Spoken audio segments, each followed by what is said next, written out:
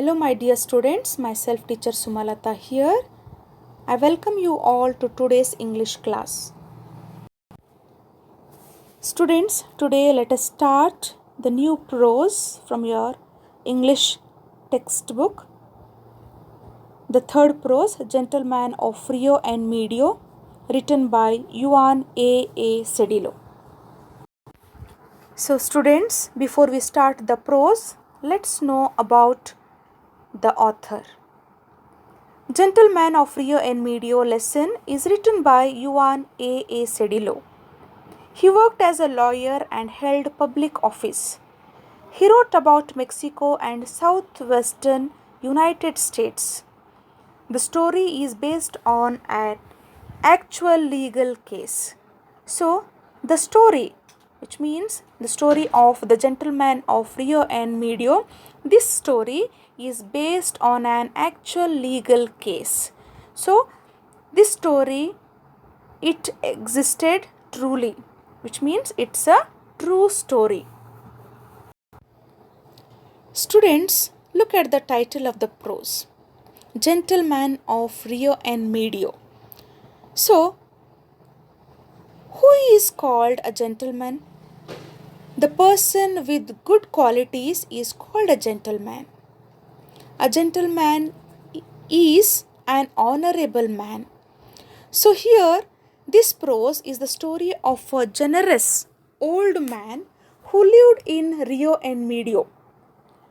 Rio and Medio is a place in Santa Fe County, New Mexico in United States. So here, this gentleman had planted trees in the honor of his family and friends. And though they were in his land, he did not think of them as his property. So here we come to know this gentleman had planted many trees, number of trees in his place in the honor of his family and friends. Though they were in his land, though these trees were planted in his land, he did not think them as his property. It also talks about his honesty, humility, and sincerity while selling his property. This story tells about his honesty, humility, and sincerity while selling his property. So children, now let's read the first paragraph. It took months of negotiation to come to an understanding with the old man. He was in no hurry. What he had the most of was time. He lived up in Rio and Medio, where his people had been for hundreds of years. He tilled the same land they had tilled. His house was small and wretched, but quaint. The little creek ran through his land. His orchard was gnarled and beautiful. So it took months of negotiation to come to an understanding with the old man. So here the word negotiation, it refers to an official discussion. And understanding refers to an agreement. So it took months of official discussion to come to an agreement with the old man. This old man was in no hurry because he had the most of was time. So he had ample of time. Thus he was not at all in a hurry. He lived up in Rio and Medio, where his people had been for hundreds of years. So here he refers to the gentleman of Rio and Medio. He lived, where his people had been for hundreds of years. His people refers to his ancestors. He tilled the same land they had tilled. He plowed the same land they had plowed. They refers to his ancestors. His house was small and wretched but quaint. How was his house? It was small. Wretched means an unpleasant. house, which means a house which is not updated to today's generation. But quaint means unusual and attractive, especially in an old fashioned way. This house, though it was small, but it was very attractive. The little creek ran through his land. His orchard was gnarled and beautiful. The little creek, a small narrow stream or river. It ran through his land, and his orchard was gnarled and beautiful. His orchard means a orchard is a piece of land in which fruit trees are grown, which was gnarled and beautiful. Okay, it was with twisted hard lumps, but also it was looking beautiful. In the second paragraph, we see children. The day of the sale, he came into the office. His coat was old, green, and faded. I thought of Senator Catron, who has been such a par with these people up there in the mountains. Perhaps it was one of his old Prince Alberts. He wore gloves. They were old and torn, and his fingertips showed through them. He carried a cane, but it was only the skeleton of a worn out umbrella. Behind him walked one of his innumerable kin, a dark young man with eyes like a gazelle.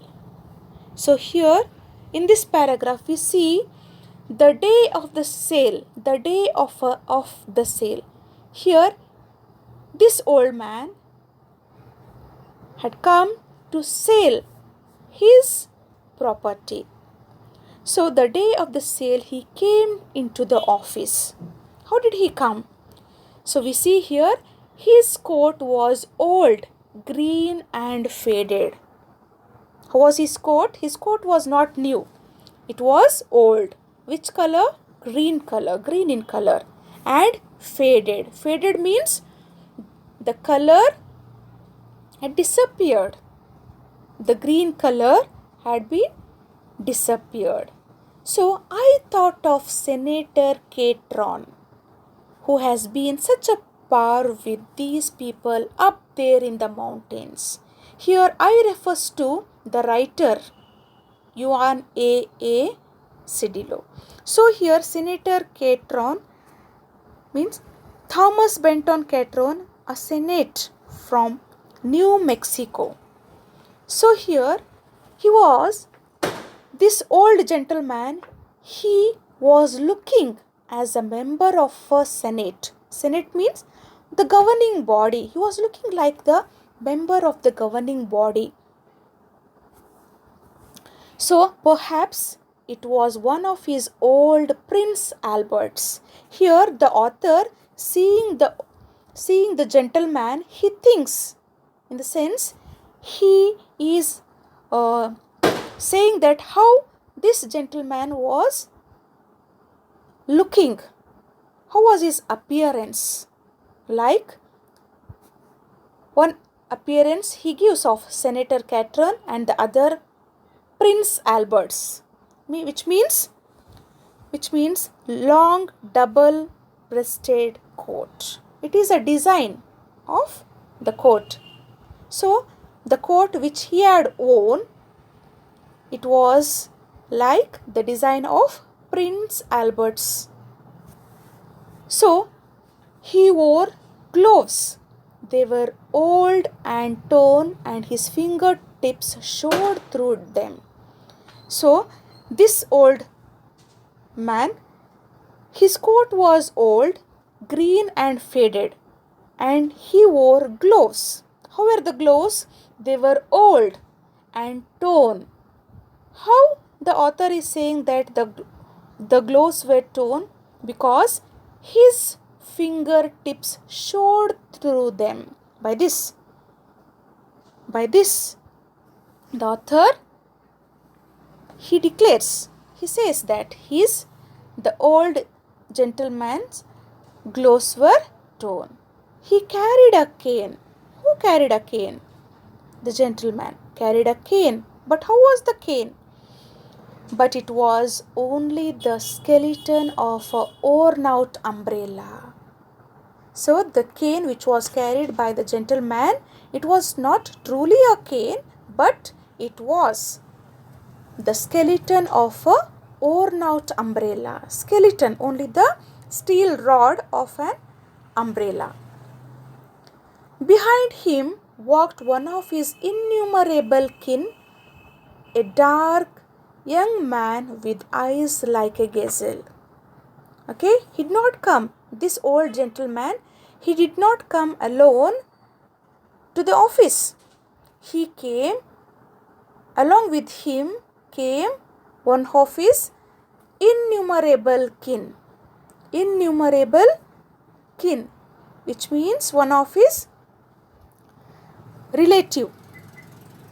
How was he? He was dark young man with eyes like a gazelle. Here gazelle refers to large beautiful eyes. In the third paragraph, children, the old man bowed to all of us in the room. Then he removed his hat and gloves slowly and carefully. Chaplin once did that in a picture in a bank. He was the janitor. Then he handed his things to the boy who stood obediently behind the old man's chair. So here in the third paragraph we see the old man bowed to all of us in the room. So as soon as he entered the office, as soon as he stepped into the office, what did he do? The old man bowed to all of us. To all of us. Who was there? Along with the author, there were other officials in the office room. So as soon as he entered into the office, he removed his hat and gloves slowly and carefully. So here the author is describing how this person was resembling.